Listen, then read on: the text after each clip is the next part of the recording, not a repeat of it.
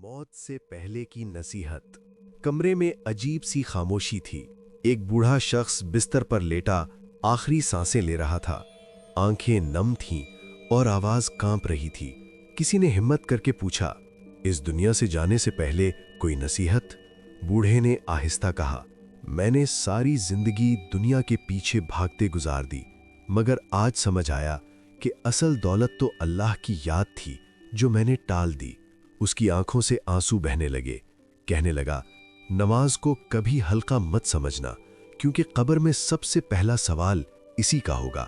फिर कहा, किसी का दिल मत तोड़ना, क्योंकि दिल तोड़ने वाला खुद कभी सुकून नहीं पाता।